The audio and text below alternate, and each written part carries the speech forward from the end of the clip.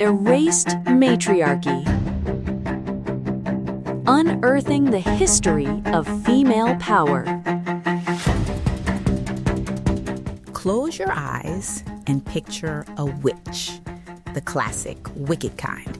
She's got the tall, pointy hat.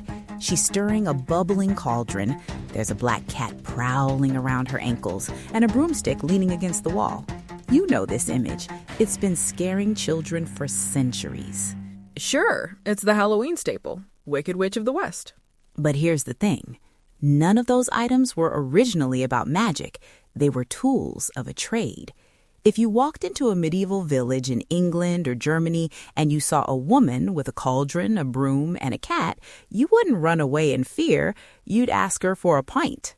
Wait, you're saying the witch is a bartender?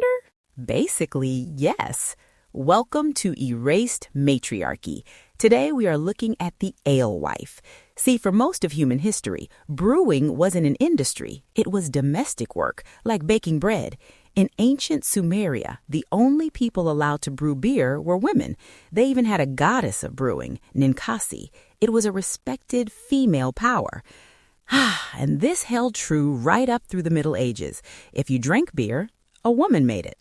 Okay, but how do we get from a woman brewing beer to the pointy hat and the broomstick? It was marketing, literally. Imagine you are an alewife in the 1300s. You brew a fresh batch of ale in your kitchen. You need to let the village know it's ready to sell. So you take your broom and you hang it outside your door. It was called an ale stake. It was the universal sign for beer is ready. So the broom was just a neon open sign. Exactly. And the cauldron? That's just the pot you boiled the wort in. You can't make beer without a big kettle. The cat? That's essential. Grain attracts mice. Mice ruin the malt. You need a cat to protect your inventory. Even the hat. There is evidence suggesting alewives wore tall, distinctive hats in the marketplace so customers could spot them above the crowd. It was branding. That actually makes sense. So what changed? Why do we think they're evil now? Money.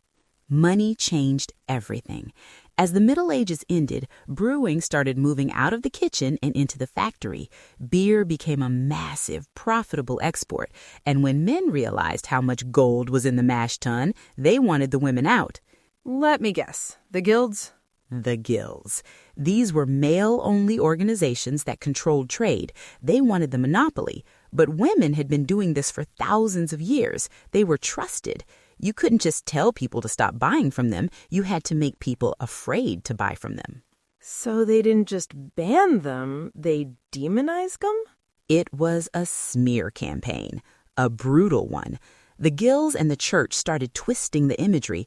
That cauldron, she's not brewing ale, she's brewing poisons. That cat, it's not catching mice, it's a familiar given to her by the devil. That broom, she's not hanging it up, she's riding it to a Sabbath. They took the symbols of female economic independence and turned them into symbols of sorcery. Wow, that is incredibly effective and terrifying. It worked. By the 16th and 17th centuries, brewing was a male profession. The women were pushed out, or worse, burned. The image of the alewife became the image of the witch. So next time you see a witch costume, don't think of magic.